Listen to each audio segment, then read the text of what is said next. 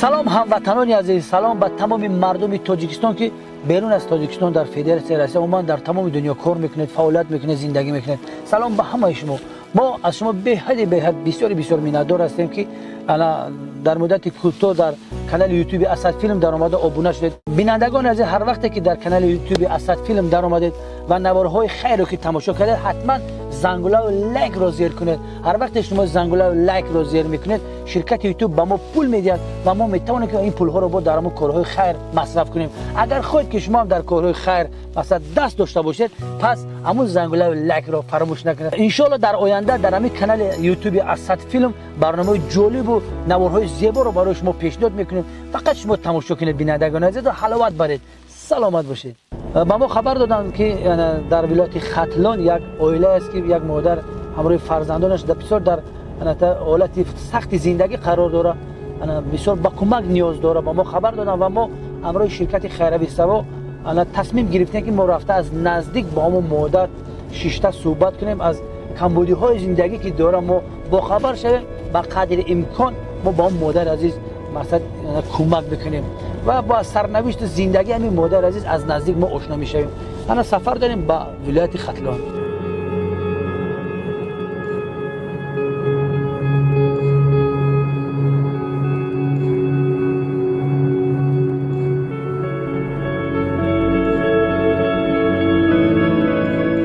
اکنون رسیدیم در شهر نورک و بالای همین کوپریک نورک گذشته شدیم. اینجا بحر نورک یا که دریای نورک.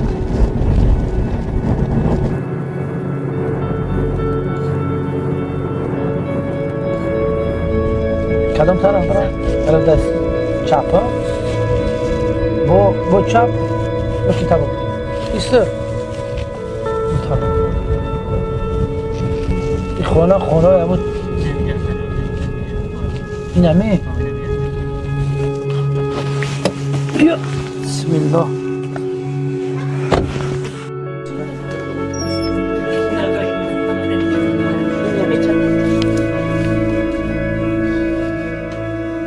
السلام علیکم اپا. ما خیلی شهر دوشنبه اومدیم. ما هم خیلی سراغ دادن که هم خیلی یک عائله بسیار محتاج کمک در نیاز داره، یک برای خبر بگیرین. ما اومدیم سلامت باشین. دیدیم خانه و درتون بسیار در یک حالت بسیار فرسوده. نام شما چی اپا جان؟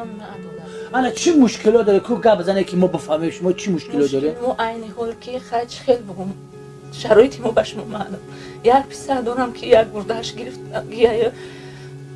دیگرش جراحی شده بر جراحی کردم، دیگرش پوسیده فتا گردش گرفته، پیش باشه عین حال جراحی کرده که خلاصه در حالت مشکل قرار دارم. باور که هیچی گفتم نمیتونم. خیلی میگه کاری عیانه حجت و بیان نیست. خودتون دیدید نه. چند فرزند داره اپا دولت؟ 2 فرزند دارم. یک شهید دنیا گذشته. گفتم که اوضاع همیشه جراحی کردگی. ای بای گفتن آدمی هست که ذره ایمان نداره، انصاف هم نداره، تریزه نداره، خونه ها بنو میخواد و زمستان میشه خیلی معلوم ای خودش. همیشه شرایط همه شوکی گرم در کار میسرش ایده. خیلی چخیل گفتن میدونم کسی شوهر نداری نه؟ نه شوهر نداری. بعد زندگی اگه جا پا نمیشه همین روزا اگه جا شما میوینه میخوای با 140 سامون همین روز میبرم که میگم که کسی ذره ایمان انصاف داره مسلمان در میتونه کسی میسرش نمیفهمم اون را. خیلی چخیل بنو میخواد گفتنم مشکل آمده. نتونه یک قربوی رو خوش کردم. من بدونم که فرزندی من کمک کاری باشه عین حال خودم جراحی کردگیم به همین حال باورم کنه. روز میشه راه برای او دیدم میریزه میشه که آدم امید نمیشه که پناه میدونم خدا من شگرانه و خودت رحمی موره به حرمت خدا. همین کسی مسلمون ذره ایمان داره در میکنه نگه که نباشه روز شده بوبشیم بارون بزد تایب و پناه میخواد جوش میشه از زن میزنه بچم ای دست برامدم و چه گریه دور شلونه خدا به همش اقلن بچم خوبای کاری باشه یا که خودم جراحی کردگی نمیشیدم.